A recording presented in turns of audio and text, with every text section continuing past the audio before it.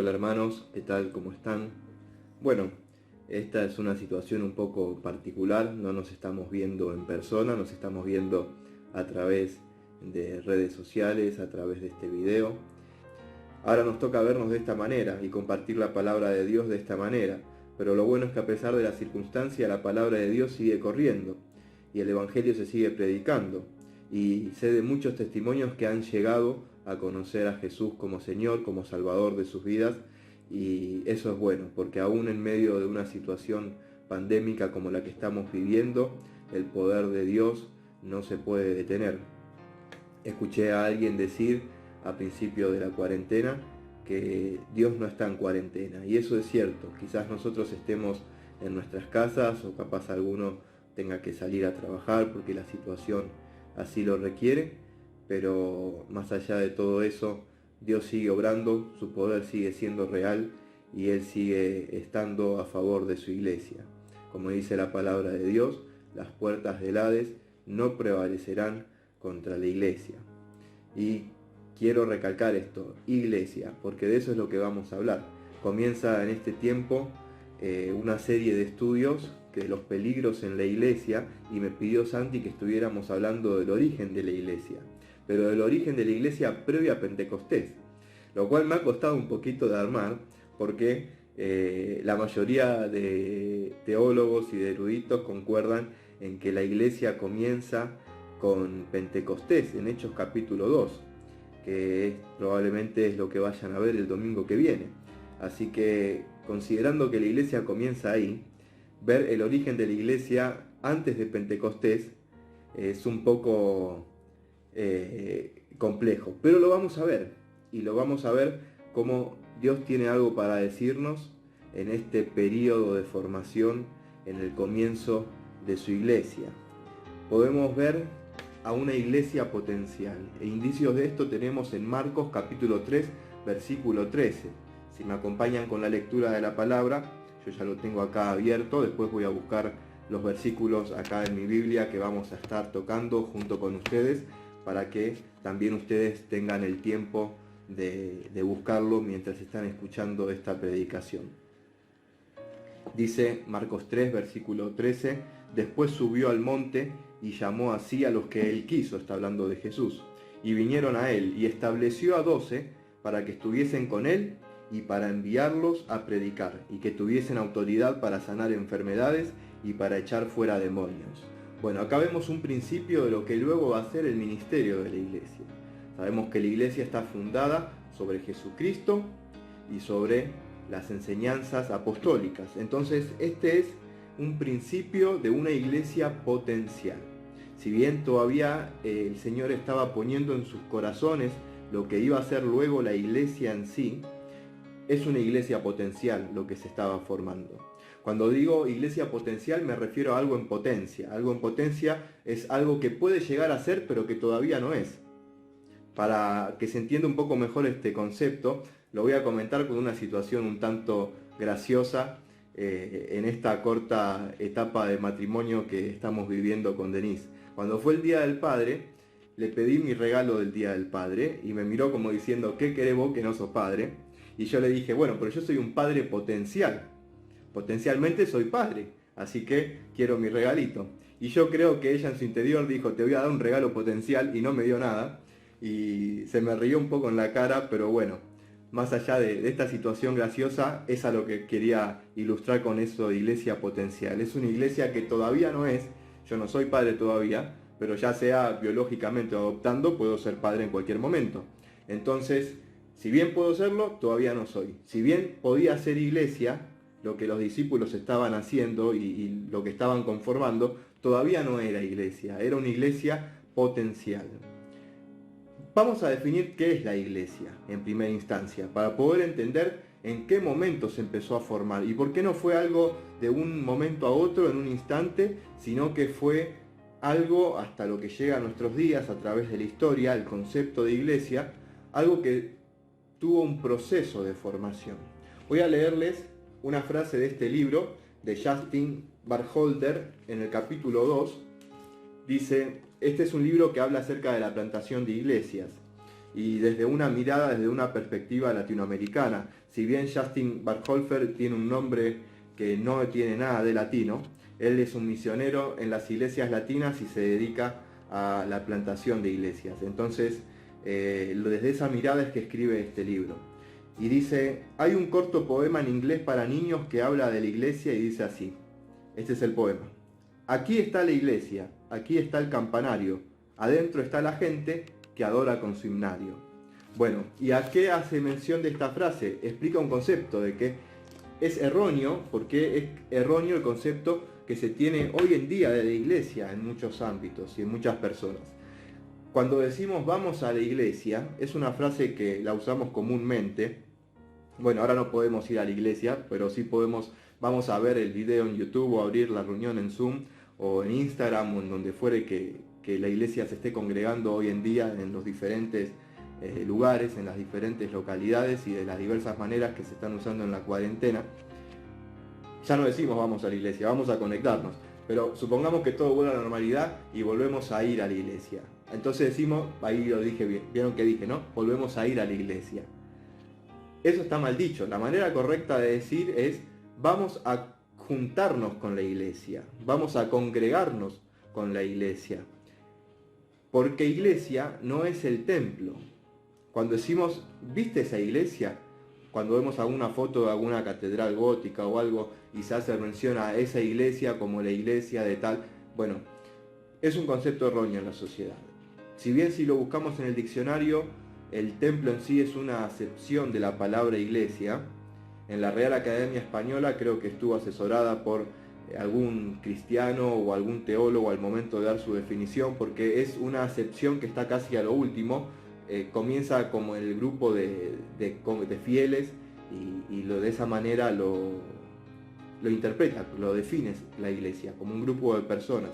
Incluso su origen lo marca, como estudiamos nosotros en los libros de teología, de eclesía, una palabra latina que viene a su vez de una palabra griega, que usaban para congregarse los grupos políticos en asamblea. Eclesía significa asamblea, o sea, un grupo de personas convocados con un objetivo y de manera formal.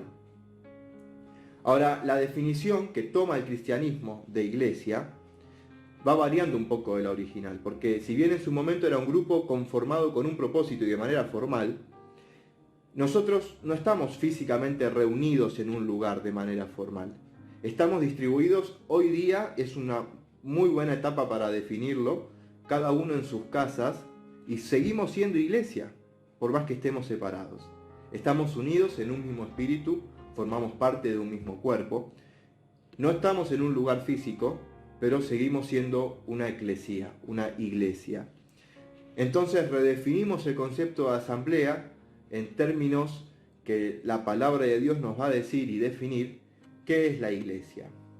Si vamos a Juan, vamos a ver en este y en otros versículos al menos 10 definiciones, 10 conceptos que nos da Dios en su palabra para que podamos entender qué es la iglesia.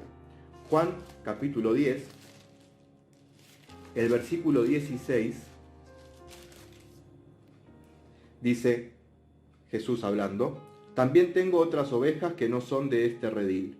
Aquellas también debo traer, y oirán mi voz, y habrá un rebaño y un pastor.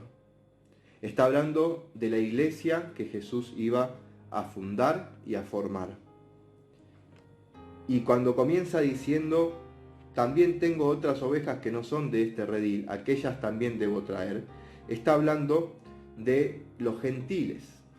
Es interesante esto, porque le habla a judíos y le habla también acerca de gentiles, que va a formar ovejas judías y ovejas gentiles, por decirlo de alguna manera, estos dos grupos de personas en un solo rebaño. Y él va a ser el pastor. También se conoce a la iglesia no solo como rebaño, sino también como labranza de Dios. Allí en 1 Corintios capítulo 3, el versículo 9, dice, porque nosotros somos colaboradores de Dios, escribe Pablo a la iglesia en Corinto, y ustedes son labranza de Dios, labranza de Dios. Y ahí mismo también se menciona a la iglesia como edificio de Dios, a continuación. Si vemos en 1 Corintios 3, pero el versículo 16 ahora, dice, ¿no saben que son templo de Dios y que el Espíritu de Dios mora en ustedes? Otra forma en la que se conoce a la iglesia y se la define como templo de Dios. En Efesios capítulo 1, versículos 22 y 23, vemos que la iglesia también es el cuerpo de Cristo. Dice Efesios 1, 22 y 23, y sometió todas las cosas bajo sus pies, bajo los pies de Cristo, y lo dio por cabeza sobre todas las cosas a la iglesia, la cual es su cuerpo, la plenitud de aquel que todo lo llena en todo. En Efesios también, el capítulo 2, el versículo 15, habla de la iglesia como un hombre nuevo. Es muy interesante este concepto para entender, un hombre nuevo, algo que no existía hasta ese momento en la historia de la humanidad, que sí estaba en el corazón de Dios, pero que iba a ser revelado en ese momento en que Jesús lo dio a conocer. Dice el versículo 15 del capítulo 2 de Efesios, aboliendo en su carne las enemistades, la ley de los mandamientos expresados en ordenanzas, para crear en sí mismo de los dos, judíos y gentiles, un solo y nuevo hombre, haciendo la paz. Luego lo toma como el concepto de cuerpo, y mediante la cruz reconciliar con Dios a ambos, judíos y gentiles, en un solo cuerpo, matando en ella las enemistades. Bueno, si vemos en el versículo 22 de Efesios, dice, en quien ustedes también son juntamente edificados para morada de Dios en el Espíritu. La iglesia también es la morada de Dios. En el capítulo 5, el versículo 25, nos habla de la iglesia como la esposa de Cristo. Dice, maridos amen a sus mujeres, así como Cristo amó a la iglesia y se entregó a sí mismo por ella, para santificarla, habiéndola purificado en el lavamiento del agua por la palabra, a fin de presentársela a sí mismo una iglesia gloriosa, que no tuviese mancha, ni arruga, ni cosa semejante, sino que fuese santa y sin mancha. También en 2 Corintios 11:2 toma este concepto de la iglesia como esposa de Cristo y dice, porque os celo con celos de Dios, pues les he desposado con un solo esposo, para presentarlos como una virgen pura a Cristo. La iglesia como esposa de Dios. 1 Timoteo 3:15 dice, para que si tardo sepas cómo debes conducirte en la casa de Dios, que es la iglesia del Dios viviente. Entonces la iglesia como casa de Dios, muy parecido a como templo de Dios, ¿no? Y luego agrega, columna y baluarte de la verdad. Bueno, muchas definiciones hemos visto acerca de la iglesia en la palabra de Dios. Entendiendo estas definiciones entonces, vemos que no se refiere a iglesia como una estructura arquitectónica de ladrillos, de revoque, de pintura, en donde un grupo de personas se reúne. No es un lugar físico, sino que es un grupo de personas, que no importa la nacionalidad, que no importa la edad, que no importa la clase social a la que pertenezca, que no importa si fuere hombre o mujer, que no importa si fuere adulto o niño, si deposita su fe en Jesús como Salvador y Señor de sus vidas y es salvo y pasa a ser hijo de Dios, esa persona pasa a formar parte de la iglesia. Acerca de la formación de la iglesia, como decíamos, si bien se deduce por lo que la palabra de Dios dice, que en Hechos capítulo 2, con el acontecimiento del Pentecostés, cuando el Espíritu Santo es derramado sobre el grupo de discípulos que estaba orando y aparece como lenguas de fuego en sus cabezas, representando al don de lenguas de parte del Espíritu Santo, para que ellos pudieran anunciar el Evangelio a los judíos que estaban en la fiesta de Pentecostés, pero que no hablaban el mismo idioma que ellos, y todos pudieran irse en ese momento con el Evangelio. En ese momento se estima entonces comienza la iglesia. Antes de eso vemos indicios. En Mateo capítulo 16, aparte del de Marcos que ya vimos, Mateo capítulo 16, quizás uno de los más conocidos, pero que siempre está bueno recordar, el versículo 18 dice, Jesús le dice a Pedro, y yo también te digo que tú eres Pedro, y sobre esta roca edificaré mi iglesia, y las puertas del Hades no prevalecerán contra ella. Está hablando, edificaré mi iglesia. Algo que va a ser a futuro. No en ese momento iba a ser a futuro, iba a edificar su iglesia. Si iba a edificar es porque no estaba edificada. No iba a ser el pueblo de Israel, no iba a ser una comunidad judía, iba a ser algo completamente nuevo. Algo espiritual, algo que ellos hasta este momento ignoraban, pero que se los iba a dar a conocer. Dice, sobre esta roca edificaré mi iglesia. Entonces, algo que iba a pasar a futuro. En Juan 21, si me acompañan, el versículo 15,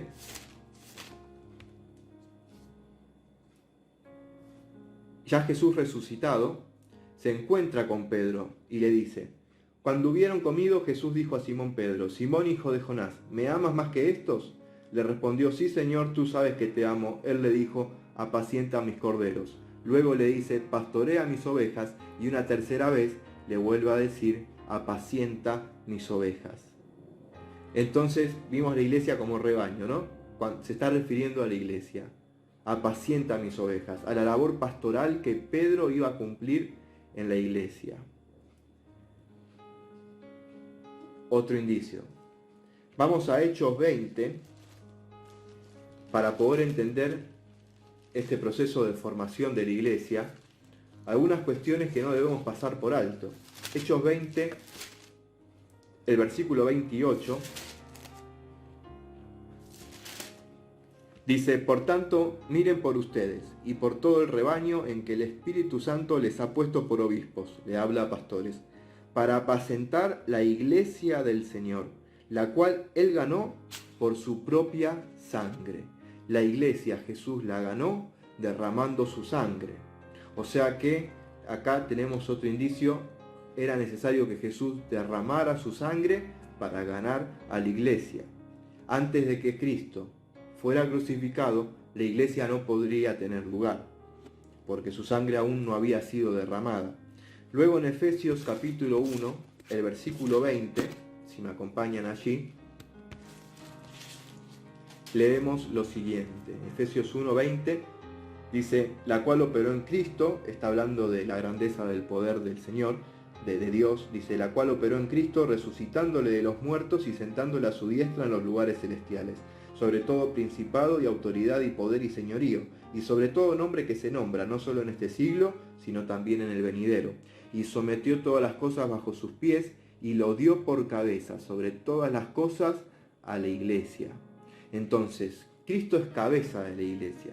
Vimos que la iglesia es el cuerpo de Cristo, un cuerpo cuya cabeza, quien la dirige, es Jesucristo mismo. Ahora, acá nos dice la Escritura de que Dios le dio a Cristo por cabeza de la iglesia. ¿Luego de qué? De la resurrección. Entonces fue necesario que Cristo resucitara para poder ser cabeza de la iglesia. Ya vimos la muerte, ahora la resurrección. A través de la muerte y resurrección de Jesucristo, Él pasa a comenzar este proceso de formación, de edificación de la iglesia. Hoy día Dios continúa edificando su iglesia. Continúa edificando su iglesia. Esto tenía que ser después de la vida de Cristo sobre la tierra. Y esto tenía que ser algo diferente a Israel y diferente al reino. El reino literal de Cristo acá en la tierra. Algo diferente, que Él también había enseñado acerca de esto. Pero ahora un misterio es develado. Una verdad de Dios que permanecía oculta hasta ese momento y que ahora los discípulos se estaban encaminando en la iglesia. Algo completamente nuevo, como leímos, un hombre nuevo. Lucas 24:49 nos dice lo siguiente, en el comienzo de la iglesia. 24:49 de Lucas dice, he aquí yo enviaré la promesa de mi Padre sobre ustedes, pero quédense ustedes en la ciudad de Jerusalén hasta que sean investidos de poder desde lo alto. Algo tenía que suceder en esta formación, y era que ellos tenían que ser investidos con el poder del Espíritu Santo. Esto sucede en Hechos. Si nos vamos ahora a Hechos, y ya nos vamos a ir quedando por ahí, En Hechos capítulo 1, versículos 4 y 5 dice lo siguiente: y estando juntos les mandó que no se fueran de Jerusalén, sino que esperasen la promesa del Padre, la cual les dijo: oyeron de mí.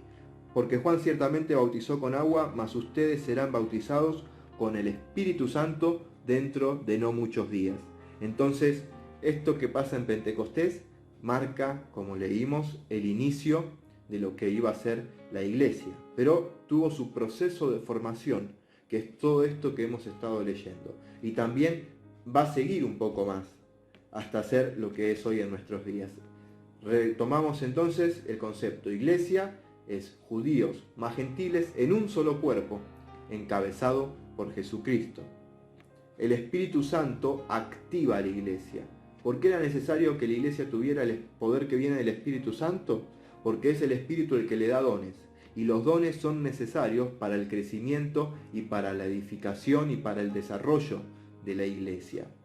Entonces la iglesia visible comienza en ese momento, como una sociedad organizada de aquellos que creyeron, aquellos que creen en el Señor Jesucristo y que procuran seguir su ejemplo de vida, sus enseñanzas, sus discípulos.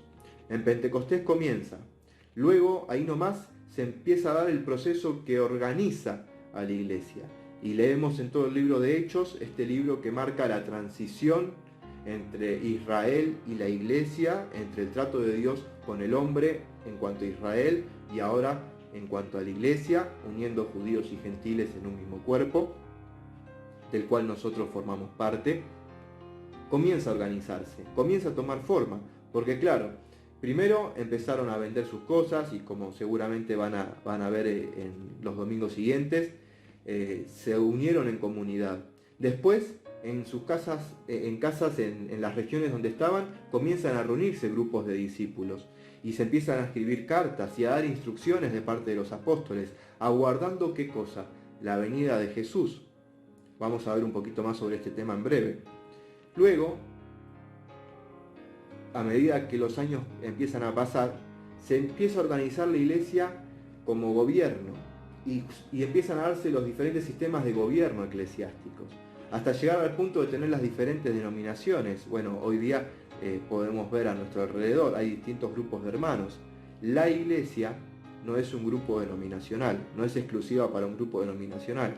La iglesia está conformada por todas las personas que depositan su fe en Jesucristo para la salvación, sin importar también, aparte de todo lo que ya vimos, la denominación en la que se congreguen. Si cree en Jesucristo, pone su fe en Él para salvación, entonces esa persona pasa a formar parte de la iglesia. Este proceso de formación, al principio, hay algo que se destaca sobre todas las cosas y que quiero recalcar, y es que lo que hacían, lo hacían de manera espontánea. Si hay virtud alguna, muchas veces se escucha hay que volver a la iglesia como era en sus inicios. Bueno, en las cartas vemos que Pablo corregía a la iglesia de muchos errores. Entonces, si bien ahora vemos errores en la iglesia, porque obviamente, como dice Juan, vamos a volver a pecar, pero si confesamos nuestros pecados, Él es fiel y justo para perdonar nuestros pecados y limpiarnos de toda maldad.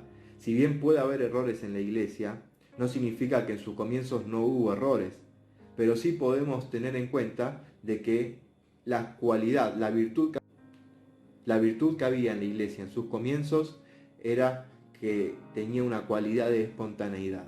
Lo que hacían, lo hacían con inocencia y con espontaneidad, porque surgía en el momento de sus corazones servir al Señor de la manera en la que lo hacían.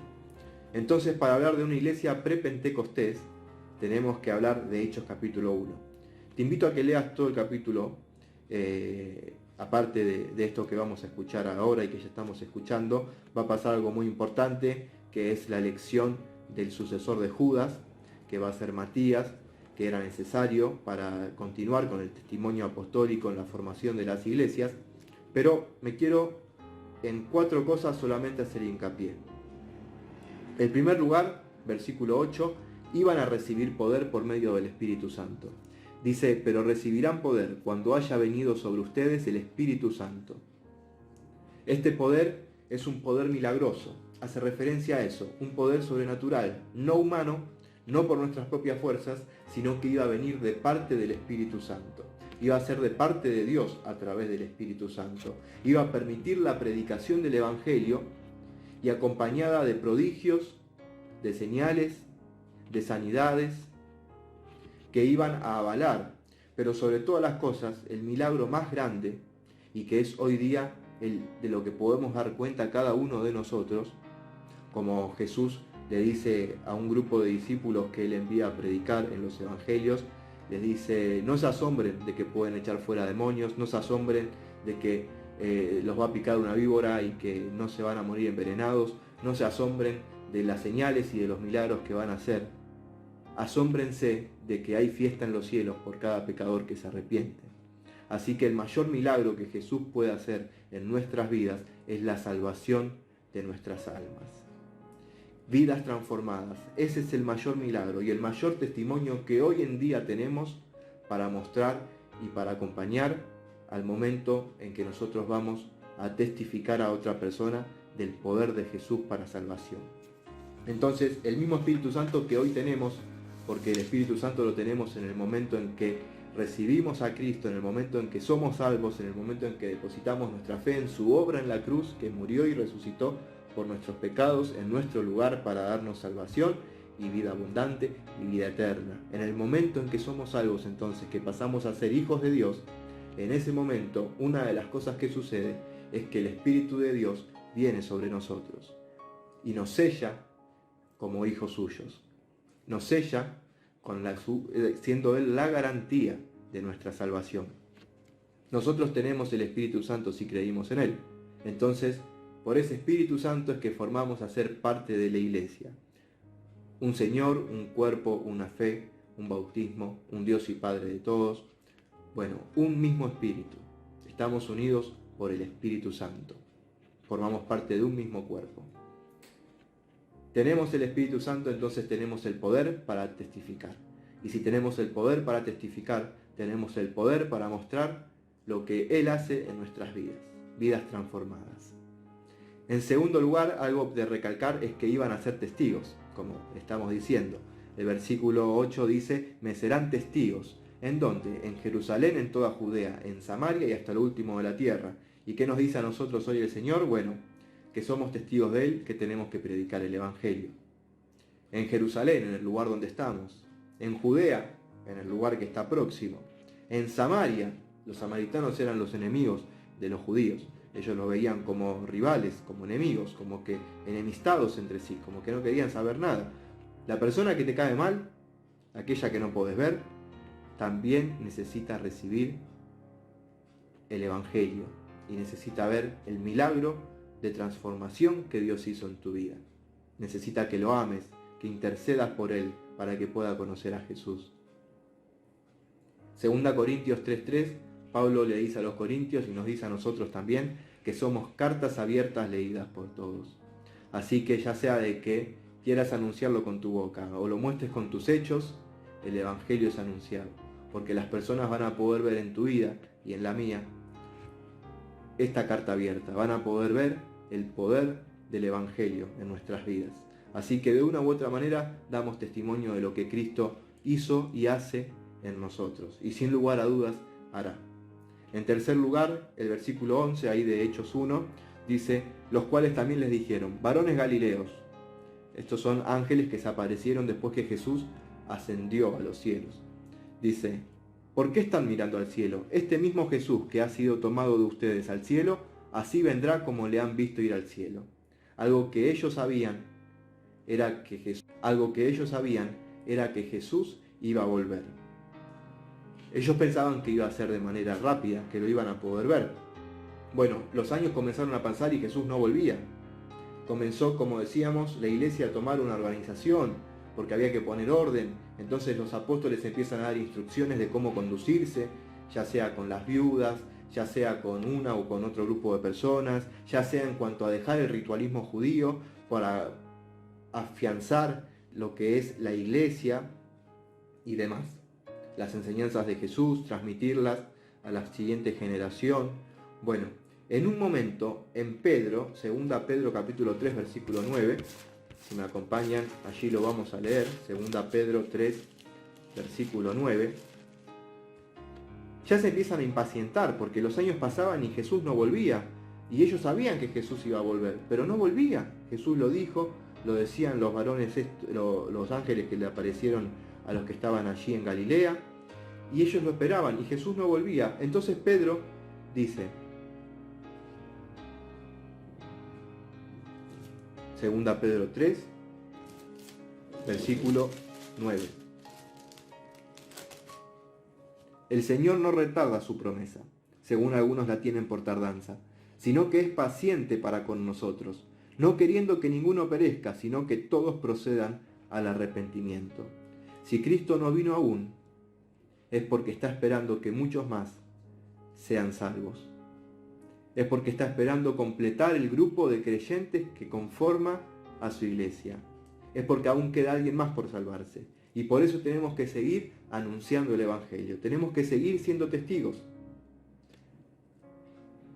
Cuando la iglesia del Señor, cuando el cuerpo de Cristo esté completo, el Señor va a volver. Pero si aún no viene, es porque tiene misericordia y está esperando que muchos más se salven. Porque Él no quiere que nadie perezca, sino que todos procedan al arrepentimiento. Porque Jesús murió por todos, no murió solamente por algunos.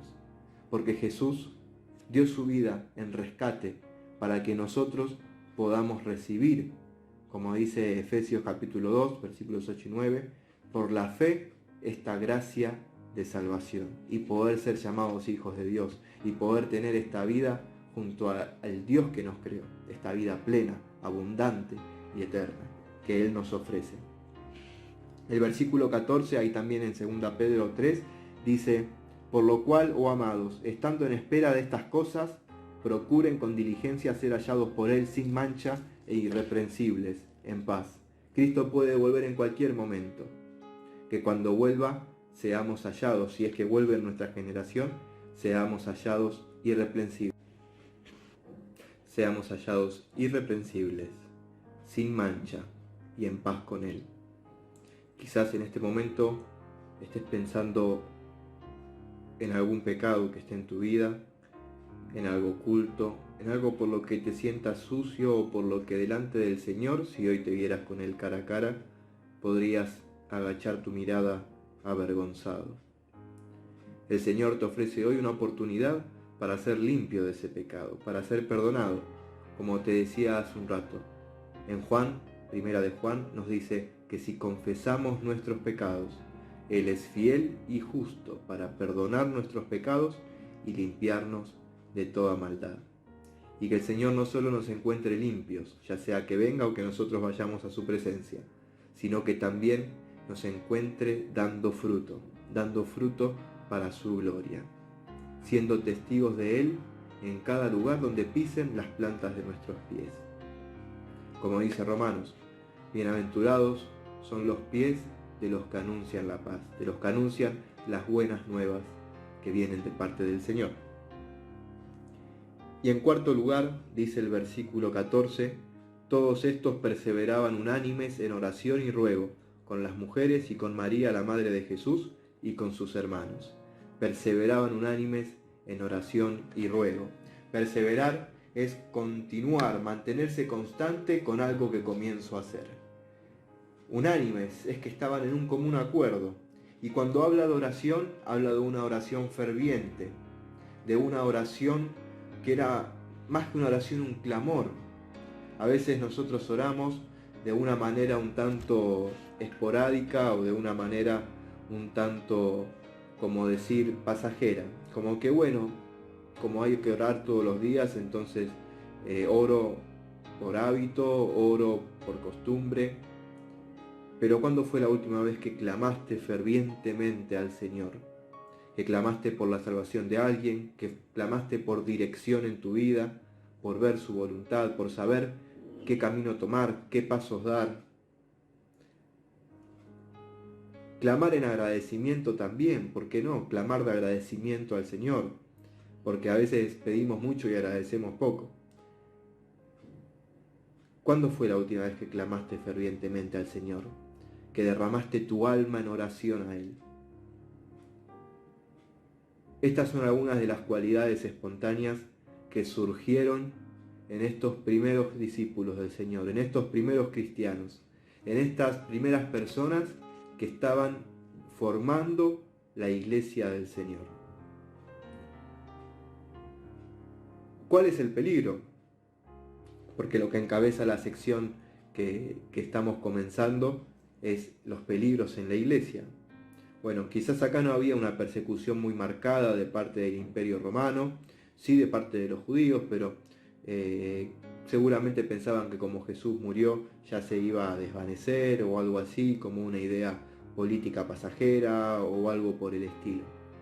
Pero la realidad es que a través del poder del Espíritu Santo y por más de 2000 años el Evangelio ha sido anunciado.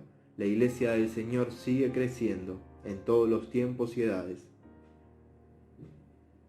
Y nosotros hoy, por su gracia, formamos parte de esta iglesia. El peligro que corremos como iglesia hoy en día es dejar de lado estas cualidades y volvernos a un tradicionalismo religioso e hipócrita. El peligro que sufrimos hoy como iglesia es el de caer en dejar de dar testimonio de Jesús, el enfriarnos, en dejar el primer amor.